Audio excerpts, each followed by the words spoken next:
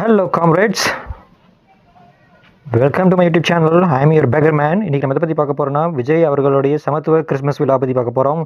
S, நேற்று விஜய் அவர்கள் சமத்துவ கிறிஸ்மஸ் விழா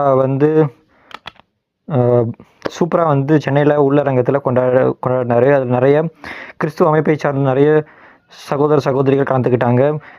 அப்புறம் இஸ்லாமியர்களும் கலந்துக்கிட்டாங்க, இந்துக்கள் சகோதர சகோதரிகளும் கலந்துக்கிட்டாங்க. இப்படி எல்லாருமே சேர்ந்து சமத்துவ கிறிஸ்மஸ் விழா நேற்று கொண்டாடப்பட்டது.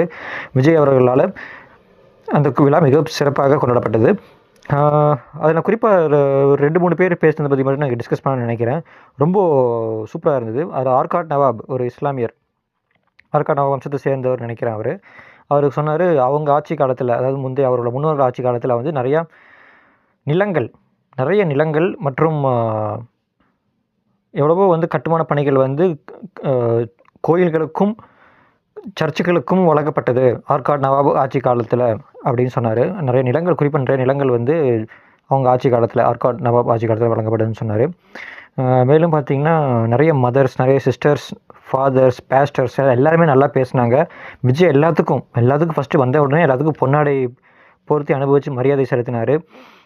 இந்த சமத்துவமான இந்த கிறிஸ்மஸ் விழாவில் அந்த ஃபாதர் ஒருத்தர் பேசின பற்றி நான் உங்ககிட்ட இங்கே பேசணும்னு நினைக்கிறேன். அவர் ரொம்ப அருமையாக பேசினார். ரொம்ப நிதானமாக, நேர்த்தியாக, நல்லா கர்ஜனையாக, ரொம்ப உறுதியாக இருந்தது அவரோட பேருரை.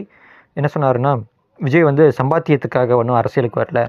அவர் தன்னுடைய சம்பாத்தியத்தை விட்டுட்டு மக்கள் சேவைக்காக, மக்களுக்கு சேவை செய்யணும், சர்வீஸ் பண்ணணுங்கிற ஒரே நோக்கத்துக்காக தான் அரசியலுக்கு வந்திருக்காரு.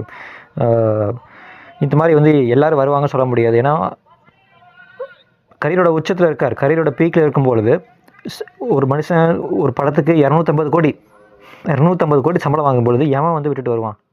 அவ்வளோ காசை, அவ்வளோ பணத்தை, அவ்வளோ சுகபோக வாழ்க்கையை யார் விட்டுட்டு வருவாங்க? ஸோ அது என்னதான் சினிமாவை சேர்ந்தவர் அப்படின்னு சொன்னாலுமே கூட அந்த வருமானத்தையும், அந்த பணத்தையும், அந்த சுகபோக வாழ்க்கையும் விட்டுட்டு வரக்கு ஒரு மனசு வேணும் இல்லையா? அது மிகப்பெரிய விஷயம். விஜய்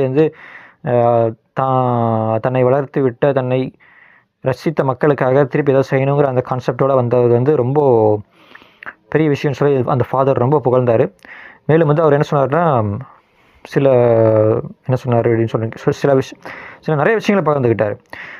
அவரோட இந்திய கிறிஸ்துவ ஊழியர்கள் ஐக்கியம் சார்பாகவும், சென்ட் ஜார்ஜ் ஸ்கூல் சார்பாகவும், தினத்தூது பத்திரிகை சார்பாகவும் நாங்கள் விஜய் வாழ்த்துறோம், விஜய் பிளெஸ் பண்ணுறோம், we pray to the lord also அப்படின்னு சொன்னார். நாங்கள் கடவுளை கும்பிடுறோம், தேவதூதன் ஆகிய இயேசு பிதாவை நாங்கள் வணங்குகிறோம், மேரி அம்மா